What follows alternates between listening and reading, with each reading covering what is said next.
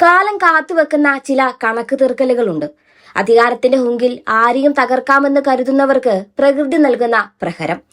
കേരളം കണ്ട ഏറ്റവും വലിയ ജനകീയ നേതാവ് ഉമ്മൻചാണ്ടിയെ സോളാർ എന്ന കള്ളക്കേസിന്റെ പേരിൽ വേട്ടയാടി രസിച്ചവർ ഇന്ന് അതേ നാണയത്തിൽ തിരിച്ച് പ്രഹരമേൽക്കുകയാണ്.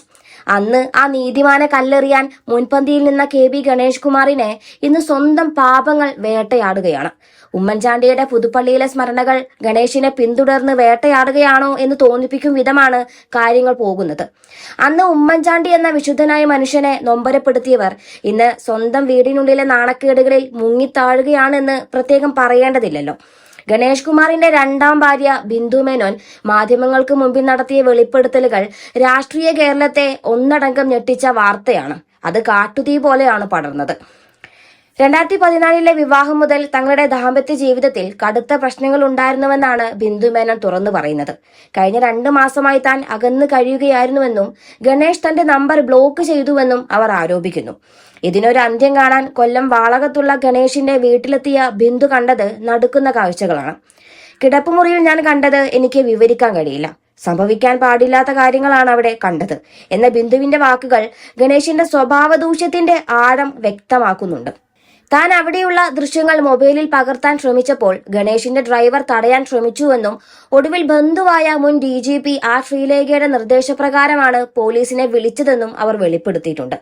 എന്നാൽ പോലീസ് എത്തിയപ്പോൾ ഗണേഷിന്റെ സഹായികൾ അവരെ വീടിനുള്ളിൽ പ്രവേശിപ്പിക്കാതെ തടഞ്ഞു എന്നതും ഒരു മന്ത്രി എത്രത്തോളം അധികാര ദുർവിനിയോഗം നടത്തുന്നു എന്നതിന്റെ തെളിവാണ്.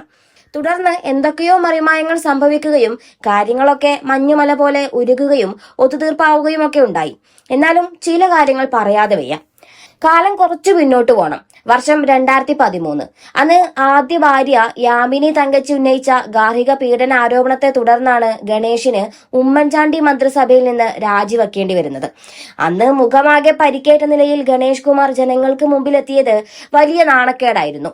നീതിമാനായ ഉമ്മൻചാണ്ടി ഒരു സ്ത്രീ പീഡകനെ സംരക്ഷിക്കില്ലെന്ന ഉറച്ച നിലപാടെടുത്തതോടെയാണ് ഗണേഷിന്റെ മന്ത്രിസ്ഥാനം തെറിച്ചത്.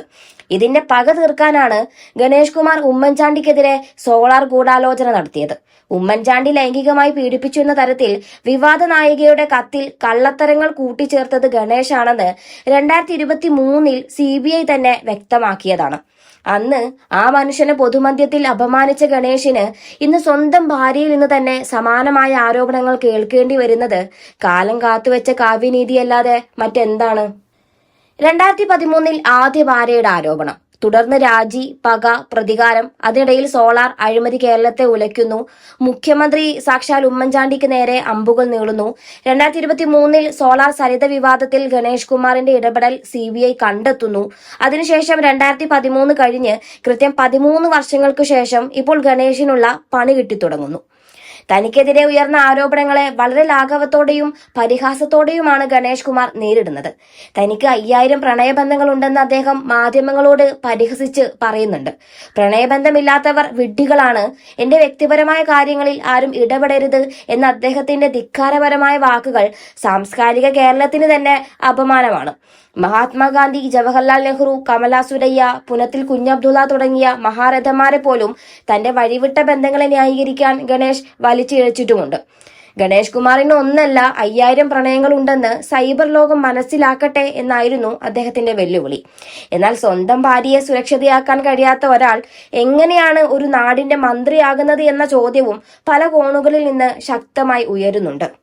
രാഹുൽ മാങ്കൂട്ടത്തിൽ ഈ വിഷയം സജീവമായി ഉയർത്തിയതോടെ CPM-ഉം സർക്കാരും വലിയ പ്രതിരോധത്തിലായി എന്നതും പറയാതെ വയ്യ. ഒരു മന്ത്രിയുടെ ഭാര്യയ്ക്ക് പോലും നീതി കിട്ടാത്ത വീട്ടിൽ കയറാൻ പോലീസ് ഭയക്കുന്ന സാഹചര്യം കേരളത്തിലെ സ്ത്രീ സുരക്ഷയുടെ കപടമുഖം തുറന്നു കാട്ടുന്ന ഒന്നാണ് എന്നതിൽ സംശയമൊന്നുമില്ല.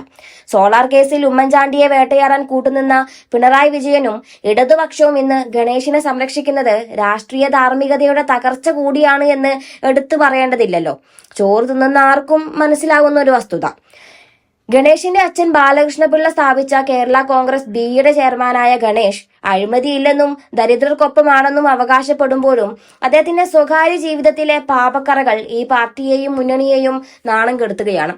ഉമ്മൻചാണ്ടി എന്ന നീതിമാനെ ക്രൂശിക്കാൻ കാണിച്ച ആവേശത്തിന്റെ പകുതി പോലും സ്വന്തം മന്ത്രിയുടെ സദാചാര വിരുദ്ധതയ്ക്കെതിരെ കാണിക്കാൻ CPM-ന് കഴിയുന്നില്ല. ഉമ്മൻചാണ്ടിയുടെ മകൻ ചാണ്ടിയുമ്മൻ ഒരിക്കൽ പറഞ്ഞതുപോലെ ആ പുണ്യാത്മാവിന്റെ കണ്ണീരിന് കാലം ഇന്ന് മറുപടി നൽകുകയാണ്. പെണ്ണുകേസിൽ ഉമ്മൻചാണ്ടിയെ കുടുക്കാൻ നോക്കിയവർ ഇന്ന് പെണ്ണുകേസിൽ കുടുങ്ങി ഓടുകയാണ്.